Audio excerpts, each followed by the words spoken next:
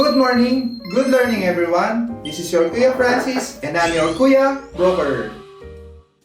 Our real estate word of the day is deed of donation. Ano po ba ang deed of donation? Let us compare it with the deed of sale. The deed of donation in the Philippines is a legal document that formalizes the act of giving, whether it's property, money, or goods from one person to another without expecting anything in return. Para maging legal ang deed of donation, the donor and the donee must agree on the terms of the donation imposed by the donor. Usually, ginagawa po ng mga parents ang deed of donation para may transfer ang ownership ng kanilang property sa kanilang mga anak. Ang difference po ng deed of donation at ng deed of sale, ito po ay bentahan, which means ang anak po, binibili niya ang property sa kanyang parents at babayaran niya po ito. While sa deed of donation, ang property po ay ibinigay lamang. Huwag po nating gagawin dahil may nag-advise po lamang na mas nakakamura daw tayo sa deed of sale kaysa sa deed of donation. Pag nag-execute po tayo ng deed of sale na wala naman po talagang bayaran, it will be considered as simulated sale or kunyaring bentahan. Sa batas po ay open po sa challenge kung meron pong nagrereklamo. Before po kasi, iniisip po ng karamihan na kapag malaki po ang amount involved, mas malaki po ang gastos kaysa sa deed of sale na nakapix sa 6% capital gain tax. Pero ngayon po, under the train law, pag below 250,000 po ang zonal value ng property, it is exempted from the tax sa deed of donation. While kung ang property ay above 250,000 naman po sa zonal value, nakafix na rin po sa 6% ang taxes po natin sa deed of donation above 250,000. Sample po, kung 1M po ang property na i-donate, ang taxable po